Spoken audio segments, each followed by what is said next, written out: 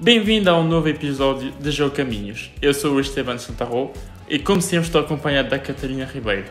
Olá, Catarina. Bom dia, Esteban. A cada 2 semanas sentamos para conversar com um professor ou investigador do Departamento de Geociências da UA para aprender tudo sobre os seus caminhos geológicos.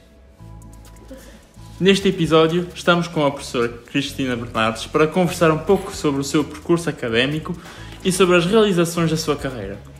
Professora na Universidade de Aveiro, a professora é especialista em Geologia Costeira de Portugal e em Estratigrafia. Bem-vindo, professora. Antes de mais, queríamos agradecer sobre a sua presença aqui connosco hoje. Obrigada pelo convite, primeiro que nada, antes de começar a entrevista propriamente dita.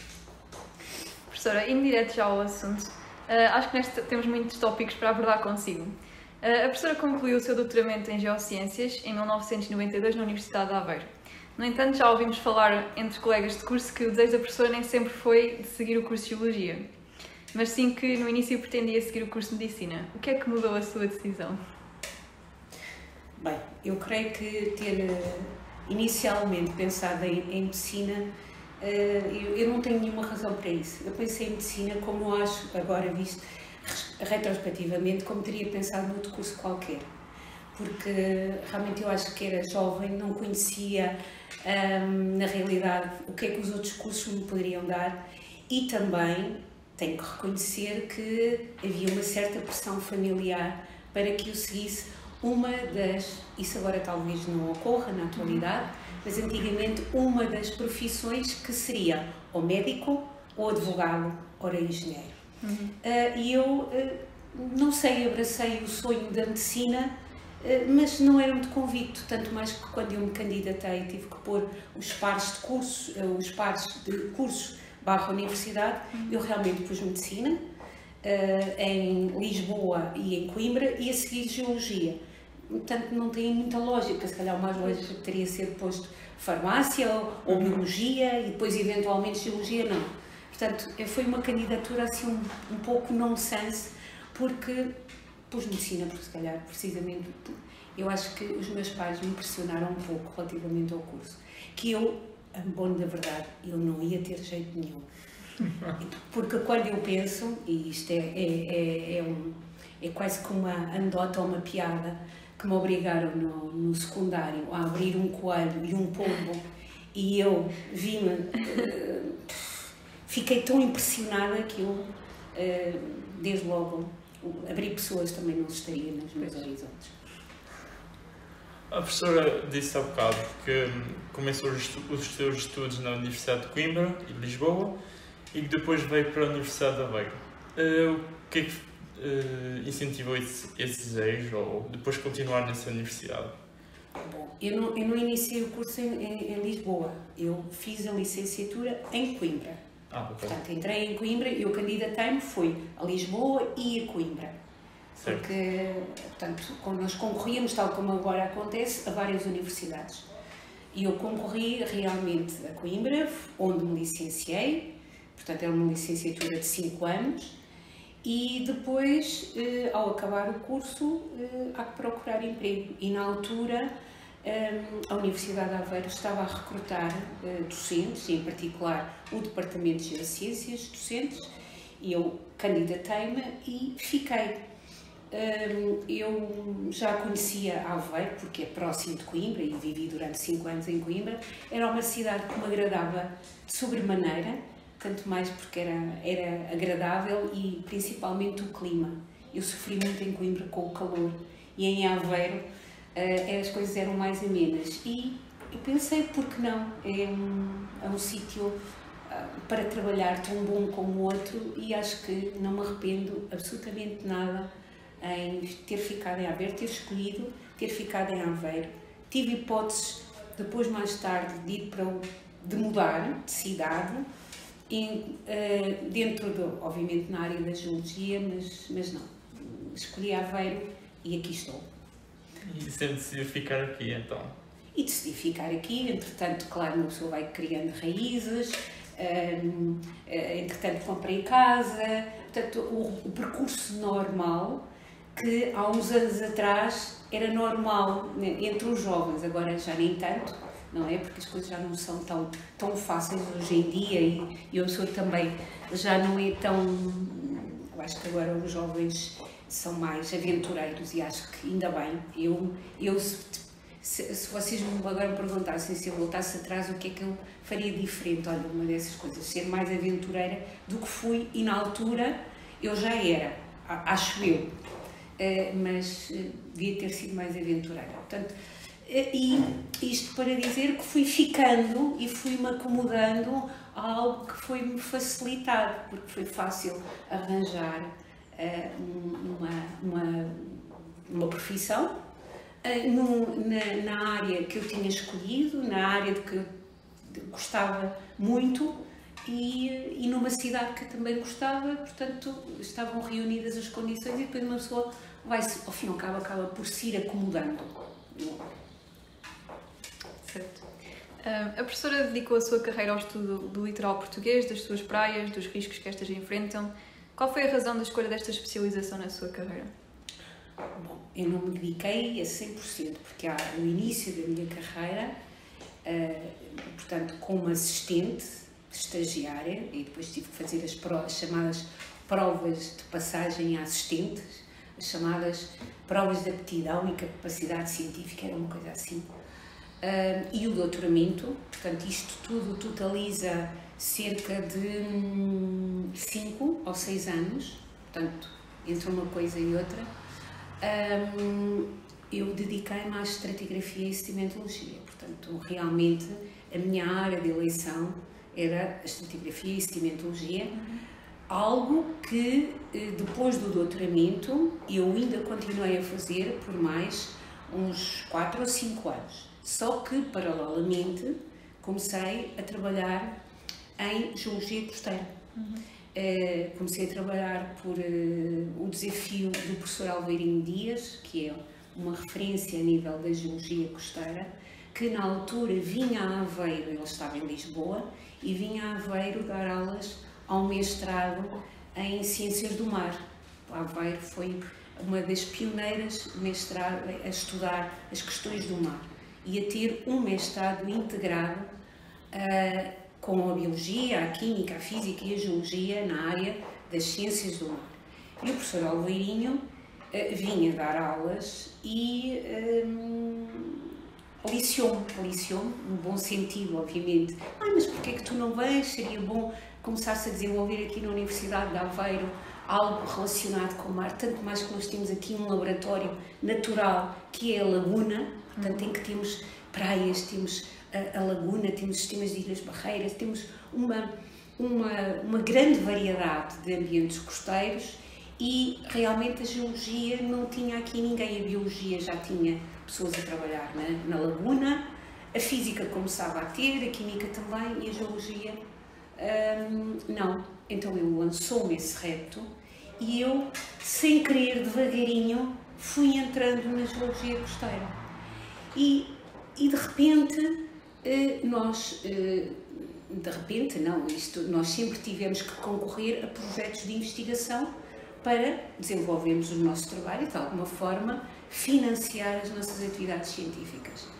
E, naquela altura, começou a surgir muitos projetos na área da geologia costeira, das ciências costeiras em geral. E eu fui-me candidatando, fui sendo incluído em equipas, etc. E, portanto, eu, lá está, fui entrando nesse domínio e cá estou, desde há uma série de anos e possivelmente continuarei porque realmente é desafiante. E está sempre em mudança, eu hoje em dia, sempre a evoluir. Eu, se calhar, estou a fazer coisas que nunca passaria, mas é que nunca me passaria pela cabeça que viesse a fazer. Como seja, por exemplo, podemos eventualmente falar disso, sobre, por exemplo, hoje em dia, eu sempre fiz muita monitorização, acompanhamento dos processos em campo. Sempre fui de campo, nunca de laboratório. Mas hoje em dia posso-me dar ao luxo de monitorizar as praias com drones, com câmaras de vídeo que estão montadas na Praia da Lagueira ou na Praia do Vídeo, e estou num gabinete e trato as imagens, etc. Portanto, muito mais adequada à minha idade agora. Passando um bocadinho mais sobre a sua parte profissional, sobre a sua vida profissional, entre 2015 e 2019, a professora fez parte do laboratório associado de SESAM, desenvolvido pela Universidade de Aveiro. Consegue-nos falar um bocadinho sobre o laboratório em geral e depois... Fazer uma aclaração. Eu não fiz parte, eu faço parte. Sim, ainda faço parte, exato. De uma unidade de investigação, uma grande unidade de investigação, sediada na Universidade de Aveiro, que é o Centro de Estudos de Ambiente e Mar, o SESAM, que na atualidade tem estatuto de laboratório associado e que vai fazer este ano 20 anos.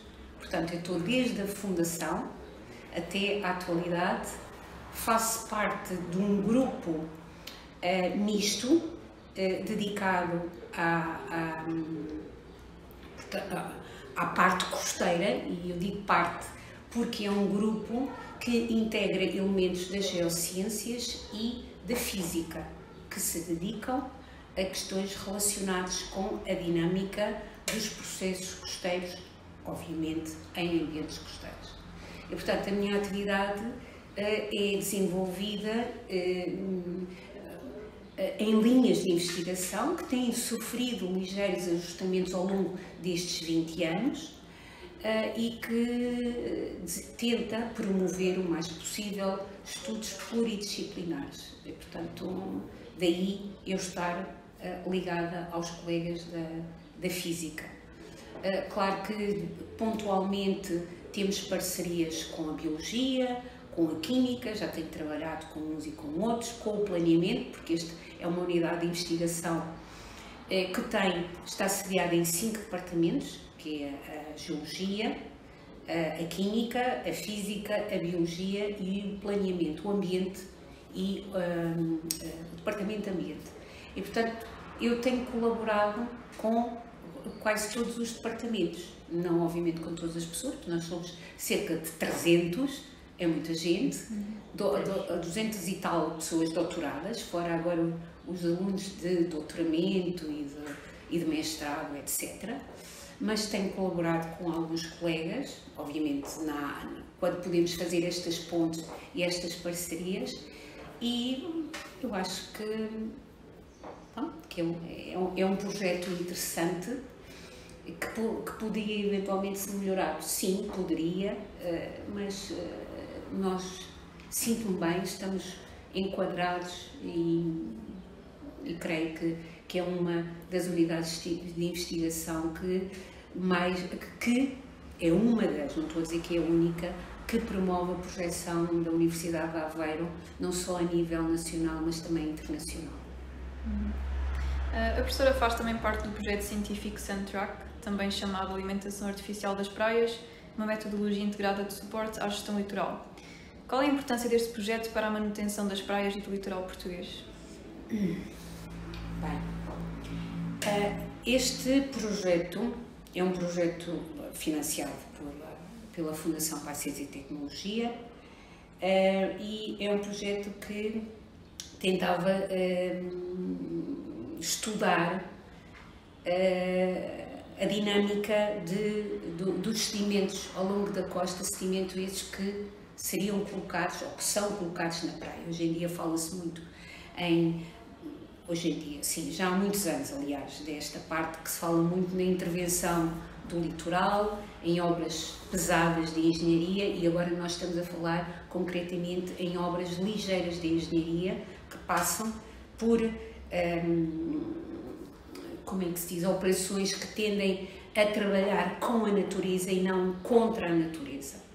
E passa precisamente pelo enchimento. Uma dessas técnicas, ou uma dessas vertentes, é o enchimento de praias. E nós queríamos, através deste projeto, saber qual é o comportamento das areias que são colocadas numa praia quando um processo de enchimento. Para isso nós fizemos várias experiências. onde não só pintámos areias que colocámos na praia, como magnetizámos areias que colocámos na praia imersa e submersa, e depois, isto resumindo rapidamente, portanto pusemos num período de maré baixa e portanto, deixámos passar um ciclo de maré, e a fase seguinte era colher amostras para saber qual a dispersão, a forma de como se fez a dispersão das areias ao longo da costa. Se elas permaneceram na célula sedimentar, ou seja, neste troço costeiro que era estudado, se, por exemplo, passou para se perderam para a plataforma, portanto era um trabalho para acompanhar o percurso de areias que são colocadas nas nossas praias. E pronto, realmente torna-se... Acho que é interessante porque isso permite, de alguma forma, saber qual o comportamento desses inertes nas nossas praias. Em particular, aqui nas praias de Aveiro, que ainda por cima são altamente energéticas, têm um enquadramento oceanográfico muito, eu diria, não diria muito, mas adverso, algo adverso. Quer dizer que este projeto tem alguma importância bastante... Tem, eu diria que os projetos, de uma forma geral, numa primeira fase, podem ser muito... parece que não servem para nada, mas na realidade eles acabam por servir, porque eles estão sempre a contribuir com informação que mais tarde, obviamente, pode ser integrada e utilizada de outra maneira, que se calhar cabe, vamos lá ver, dentro do conhecimento científico ou dentro de uma investigação científica há vários degraus e cada um ocupa os seus degraus. Há aqueles que produzem informação de base, que é aquela onde eu me insiro. Eu não quero ser modeladora, eu não quero trabalhar com modelos matemáticos. Para isso estão os meus colegas que fazem esse tipo de trabalho, mas os meus colegas precisam dos meus dados. E então eu entro aí nessa cadeia, talvez na cadeia menos interessante, mais cansativa, mas se calhar mais precisa em determinadas ocasiões. Ao preparar este episódio do podcast, descobrimos que a professora realizou uma série de publicações de artigos científicos ou pequenos vídeos em parceria com a universidade, ou até uma entrevista no programa Portugal em Direito, em 2014. A maior parte dessas publicações focam-se no litoral português, nos riscos que estas podem incorrer ou nas maneiras de como esses riscos podem ser resolvidos, esses problemas, os riscos. Na sua opinião, qual o papel da comunicação ou da divulgação científica deve ter na geologia e nos problemas que a sociedade enfrenta hoje em dia?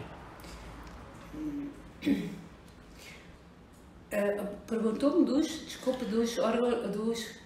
qual o papel da comunicação e da divulgação científica? Bem, o papel da comunicação é essencial, desde que obviamente ela seja bem feita. Exato. Obviamente.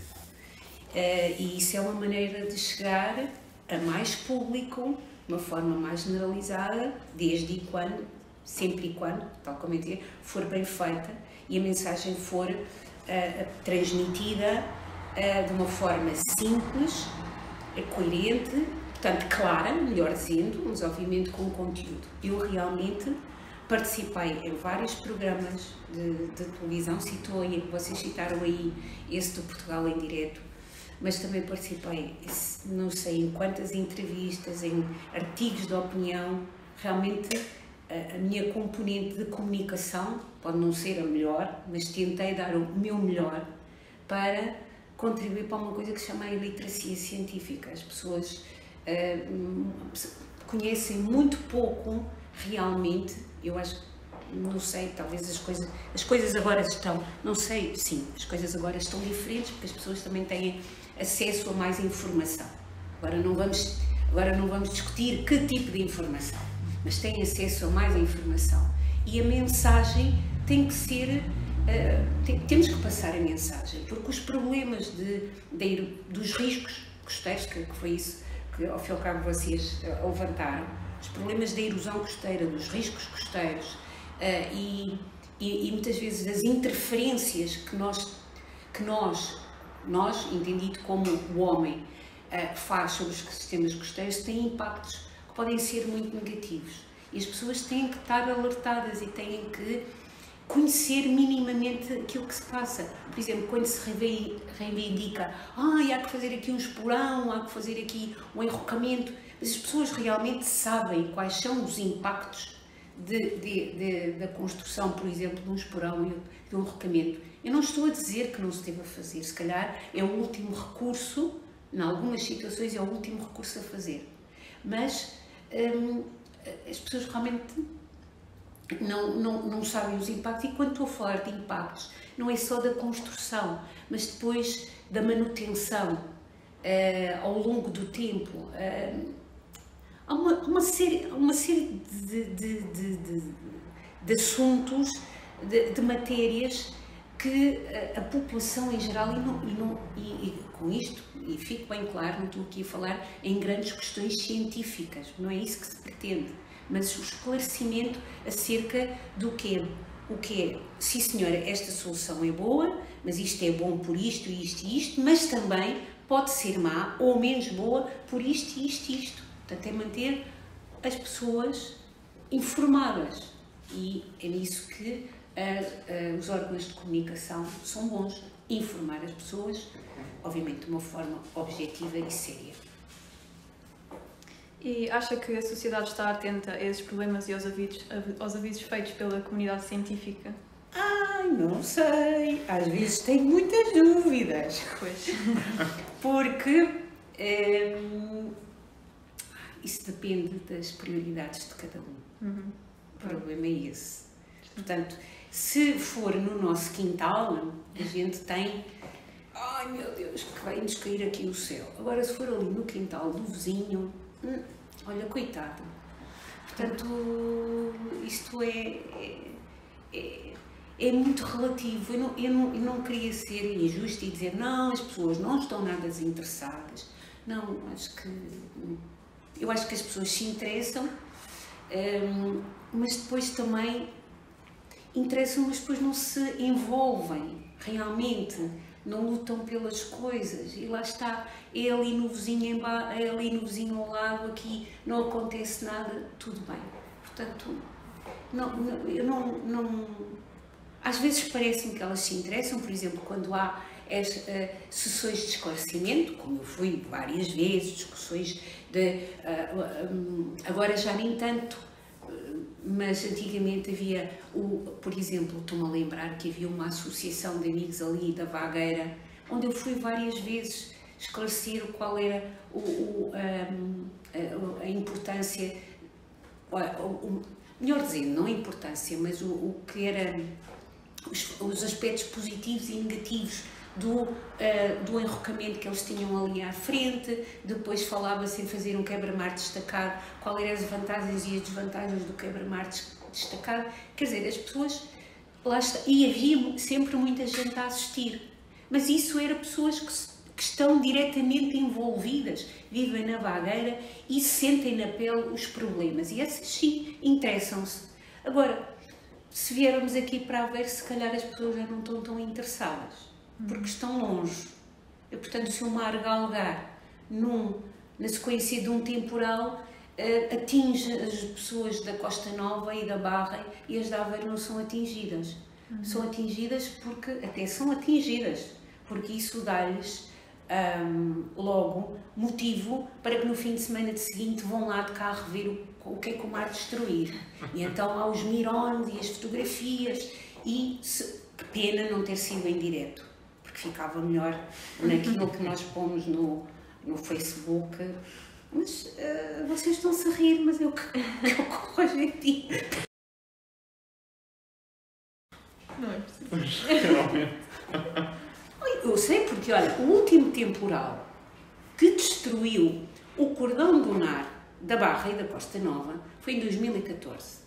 E eu fui lá com o objetivo meramente científico. Eu estava a fazer a monitorização. Eu fui fazer perfis, eu fui tirar fotografias e fui acompanhar os estragos, do ponto de vista, lá está, e enquadrado na geologia costeira. e houve um dia que havia fila porque, entretanto, tinham proibido o acesso aos passadiços, aquele passadiço que vai desde do Farol até ao fim da Costa Nova, e as pessoas estavam todas, agora a gente não pode passar e não pode fotografar e não sei o quê. E vocês não querem saber a fila que se criou ali, e eu com os aparelhos todos às costas, desculpe, não se pode passar. Como é que é possível? Porque, olha, no científico havia sangue, então vai tudo a correr. Mas quem tinha sofrido na pele foi o senhor que perdeu o bar, foi quem, os quintais ou as traseiras que foram invadidas pela água do mar, pelas ondas provocadas pelo temporal. Essas pessoas, sim, estavam realmente aflitas, entre aspas. As outras são aos milhões. Portanto, isto só para dizer se realmente há interesse. É tudo muito relativo, depende da faixa a que se encontra da costa. Certo, é verdade. A professora também já vimos que realizou e ainda realiza um certo número de projetos. O que é que ainda vem pela frente? Olha, o que o futuro me trouxer, isso não é. Há uma coisa que vou continuar nesta área. Portanto, agora já estou velha para mudar. Embora, às vezes, se houvesse assim um desafio daqueles de me atirar de cabeça, era capaz de me atirar, mas não. Eu gosto muito daquilo que faço, vou seguir nesta área e os projetos, eles hão de surgir, e vão sempre surgir. Eu estou-me a lembrar que, por exemplo, terminou o ano passado, já este ano, no princípio do ano, um projeto europeu baseado na análise de indicadores a partir de imagens de satélite e que este ano foi novamente renovado. Portanto, vão sempre surgindo coisas e novas oportunidades e, portanto, isso de fazer futurologia é mesmo só para quem se dedica a essa questão, a essas questões, melhor dizer. Qual é que foi o projeto que desenvolveu que mais a marcou durante a sua carreira? Aquele que prefere? Nenhum. Acho que todos eles têm a dado momento, todos eles têm uma coisa que diz: nunca me tinha divertido, nunca tinha sido não sei o quê, mas depois vem outro. Olha, por exemplo, no Sandtrack, posso dizer, não é aquele que mais me marcou, mas olha, fiz uma coisa que ainda não tinha feito, que foi, por exemplo, ter que participar. Quando há pouco eu vos falei que tínhamos que colocar as areias na praia submersa e depois, no ciclo de maré seguinte, em maré baixa, fomos recolher as amostras. E eu há muitos anos que não ia para a praia às 3 da manhã, foi às 2h30, entre as 2h30 e as 6, nascer do sol. Portanto, há muito tempo que não via nascer o sol na praia, porque havia uma campanha de amostras de areia para recolher naquele ciclo de maré baixa a seguir à imersão dos inertes. E fui desde da Costa Nova até à Vagueira, era uma equipa, eu obviamente não estava sozinha, de noite, a recolher amostras de areia e vocês me perguntaram, de noite como? Depois levámos destes capacetes de descer às minas, com uma luz, tal como os mineiros, para nós vermos qual a amostra a recolher. E recolhemos centenas de amostras, eu à minha conta, não sei quantas terei recolhido, e essa foi a última experiência que mais me marcou. Mas não foi a única, e não foi a melhor nem a pior, foi a única, porque todos os projetos têm coisas mais ou menos hilariantes, outras não tão hilariantes, não tão divertidas, mas coisas diferentes. Exatamente.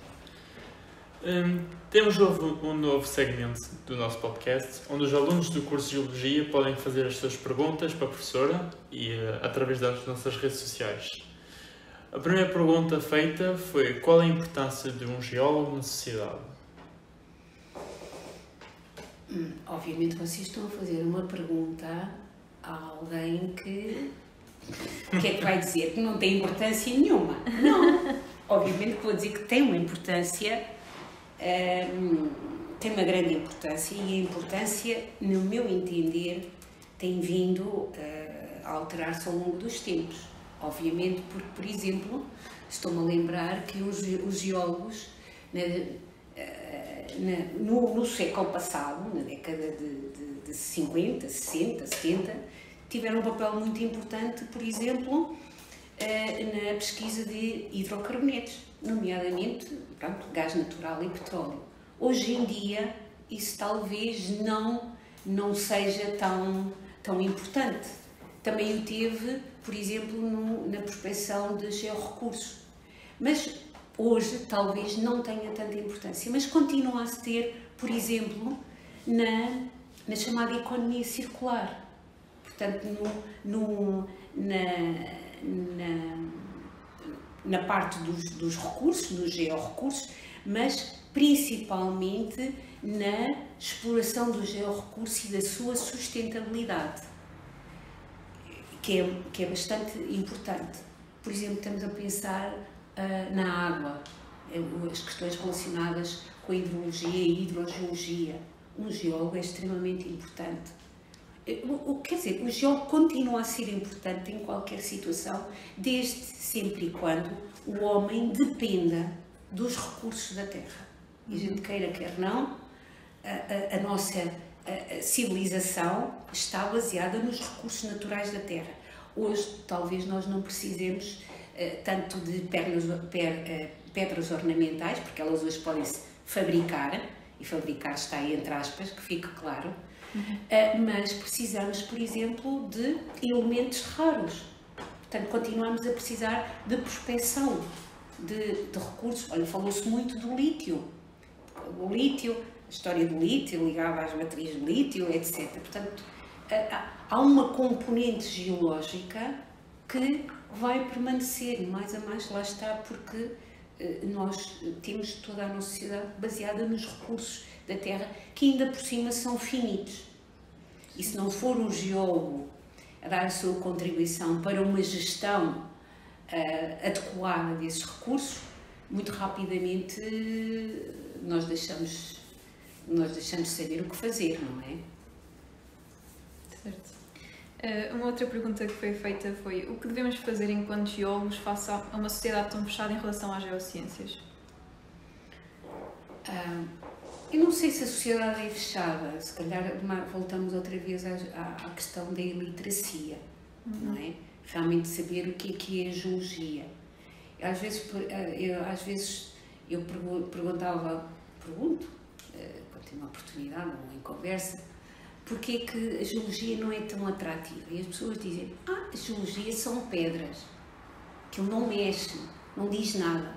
Obviamente que, sob um ponto de vista crítico, se calhar a biologia é mais sexy, não é? Porque os bichinhos e as plantinhas mexem, são seres vivos, crescem, portanto, veem as coisas acontecer. A uma escala humana, a geologia pode ser tão ou mais sexy, simplesmente talvez não seja tão tangível para as pessoas em geral do que é a biologia para elas. Porque eu às vezes costumo dizer que a geologia é um atleta a correr uma maratona em câmara lenta, enquanto que a biologia é o mesmo atleta a correr uma maratona, mas de uma forma mais apressada. E hoje em dia, como a sociedade é tudo para ontem, é tudo muito rápido, claro que a geologia é tudo assim muito... Portanto, mas... E agora respondendo à sua pergunta, eu acho que está no geólogo, está em vocês tentarem transmitir o bonito ou o sexy que tem a geologia, porque realmente tem, nós conseguimos encontrar, não é? As pessoas poderem entender que, por exemplo, as plantinhas não nascem se não tiverem solo, e o solo tem a ver com um conjunto de processos que se operam sobre uma rocha. E como é que se forma a rocha? Portanto, é questão de ver realmente, de tentar passar essa mensagem de que nós estudamos algo que é a base de tudo, é o chão. Ao fim e ao cabo, um geólogo estuda o chão sobre o qual se construiu todos estes edifícios, não no sentido figurado de tijolo e cimento, mas edifícios do nosso conhecimento, os edifícios da nossa sociedade, os edifícios do nosso divertimento, etc, etc. Finalmente, a última pergunta é: qual a sua opinião sobre as obras implementadas na costa aveirense? A minha opinião, ai Dias, e agora vocês querem que alguém me venha? Ai, vamos lá ver. Mas que obras? Aqui há várias obras implementadas. Aquelas que se calhar se vêem no imediato são as obras de engenharia pesadas, não é? Os porões, tanto pedra. Suponho que sejam mais essas, sim. Serão mais essas? É que há as outras que são mais softs, que são chamadas ligeiras, que têm a ver com o enchimento de praias, o reforço do cordão dunar ou, na ausência, por causa da erosão, a edificação de diques. Portanto, presumo que seja aquilo que se vê, pedra. Também se foi. Bom, qual é a minha opinião? Olha, é um mal necessário.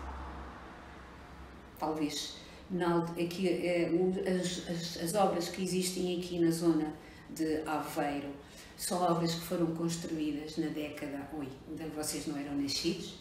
Nem se calhar os vossos pais quase. Estou a exagerar. Mas foram construídas na década de 70 e 80 do século passado. E na altura pensava-se que era a única solução para defender os problemas de erosão que entretanto já se faziam sentir aqui na zona de Aveiro. Isto associada a uma pressão urbanística junto ao litoral muito grande.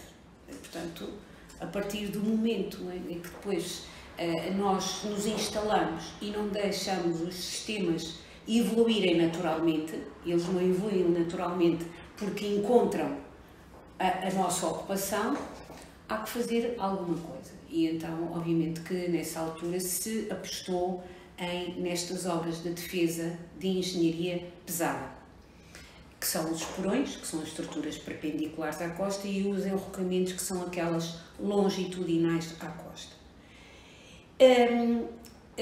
Algumas delas, entretanto, foram destruídas de uma forma natural, portanto não houve uma manutenção adequada.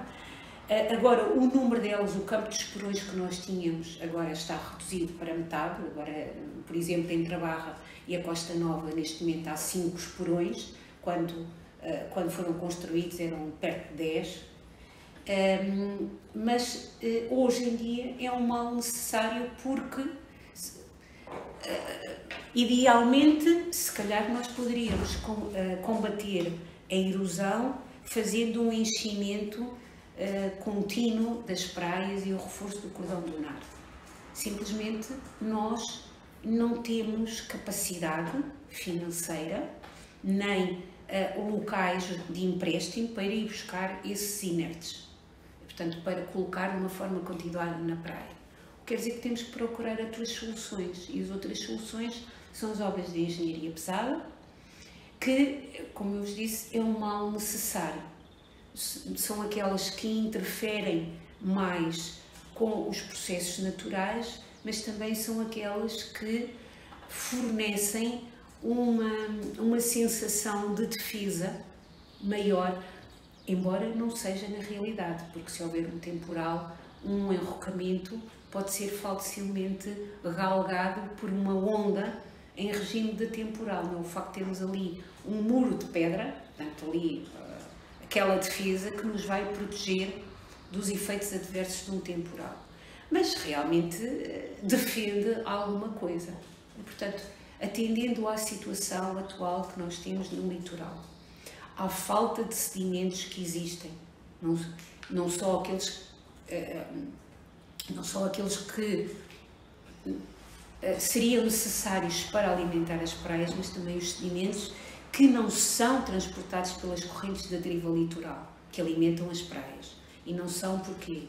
Esta é a história da manta. Nós temos uma manta com uma determinada dimensão e depois, a determinada altura, queremos nos tapar. Mas depois puxamos para cima, os pés ficam à mostra. Tapamos os pés, fica os ombros à mostra. Portanto, a manta é do mesmo tamanho e nós não podemos chegar a todo o lado. Portanto, não havendo sedimentos, e eles não vêm na deriva litoral porque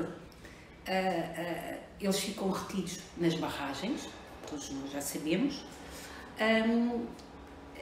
há que proteger, porque realmente eu ainda não falei nas alterações climáticas e não vou falar porque as alterações climáticas, como vocês sabem, e o geólogo, olha, aí está uma boa coisa dos geólogos, desmistificar as alterações climáticas, porque alterações climáticas sempre existiram. Elas agora estão a ocorrer mais depressa e de uma forma mais ampliada devido à interferência do homem. Portanto, é uma alteração climática normal à qual devemos adicionar o fator antropogénico. Mas as alterações climáticas foram algo que sempre ocorreu ao longo dos anos. Daí está uma boa coisa que um geólogo pode contribuir. Mas como eu ia dizendo, atendendo a estas alterações provocadas pelo homem, é óbvio que nós temos que defender. E embora isto eu não possa não ser muito de acordo com estas obras, eu tenho que reconhecer que é um mal necessário face à situação da zona aqui de Aveiro. Professora, só para concluir, queríamos só perguntar se há alguma coisa que gostava de ter tido conhecimento logo no início da sua carreira e que deixa a quem hoje inicia o seu caminho. Não. Desculpa, como é que era a pergunta? Se eu queria saber alguma coisa. Se há alguma coisa que gostava de ter sabido, conhecido no início da sua carreira? Não. Eu acho que o fator surpresa é algo que dá. Realmente, desculpem o termo, pica. Portanto, eu agora ia dizer, tu na geologia vais fazer isto. Eu tinha umas luzes, mas eu não queria saber mesmo. E se me dissesse, tu não vais para ali porque não vais arranjar emprego, não sei o quê, mas se calhar é isso que dá luta, que nos manda para a frente, que nos faz lutar. Olha, porque é que eu realmente nunca tive muito empenhada em medicina? Porque eu já sabia para o que ia e os meus pais diziam, vai para um curso, vai para a medicina, não sei o quê. Mas depois e agora que estamos a falar, quando os meus pais souberam que eu me candidatei à geologia, eu lembro-me que o meu avô, os meus pais não fizeram muitas ondas, mas o meu avô disse assim, mas que curso é esse? Para o que é que isso dá? Eu disse, não sei para o que é que dá, mas vou. Portanto, não sei se responder à sua pergunta, mas também, se eu lhe dissesse, se eu lhe perguntasse, se quisesse saber alguma coisa antes de vir para a geologia, queria saber, na realidade. Não sei, professora. Pronto. Acho que concordo com a sua resposta de que dá mais pica, não sabemos assim muito. Não, eu que não. Ver o que é que vai dar. Claro que às vezes nós podemos ficar um bocadinho defraudados. Nós fazemos, mas sim em tudo, que fique claro, em tudo. A gente imagina, agora vou fazer isto e tal, vai ser assim. E depois, na hora da verdade, aquilo não é bem assim, como a gente imaginou. E depois a gente diz, agora que eu estou, o que é que eu faço? As duas, uma. Ou desistimos e vamos embora, só que em geral a gente não é de se entregar assim aos pontos. Pelo menos na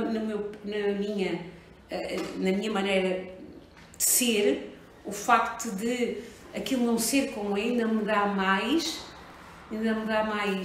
força para eu ir em frente e para desbravar. Porque, se calhar, se eu chegar ao curso e vir que aquilo não é, pronto, abandono, vou-me embora, parto para outra, mas será que... E depois, aquilo que eu penso que vai ser, será que é mesmo? Eu agora vou para, sei lá, para o curso X. Portanto, deixo Geologia e vou para o X. E afinal, este curso X não é aquilo que eu imaginava. Então, eu vou para o Y. Então, e quê? Não podemos andar assim, não é? Exato. Portanto, não queria saber nada. Pá, não há problema. Chegamos assim ao fim deste episódio. Estamos muito agradecidos pelo seu tempo. Acho que ambos aprendemos muito consigo hoje. Quer seja sobre a sua vida mais privada, quer seja sobre a geologia da costa portuguesa e os impactos que a sociedade pode ter nesta. Agradecemos a sua presença aqui e esperamos poder... Eu volto a agradecer o convite que vocês me interessaram. Não sei se aprenderam alguma coisa comigo hoje. Bom, espero que sim. Aprendemos, sim. Espero que sim, que tenham aprendido e nada, pronto. Tive muito gosto. Até uma próxima. Obrigada. Muito obrigado por ter assistido a mais um episódio do nosso podcast Geocaminhos. Não se esqueçam de nos seguir nas redes sociais para estar sempre a par dos nossos projetos. Não percam também o próximo episódio no dia 16 de julho com o professor Luís Menezes.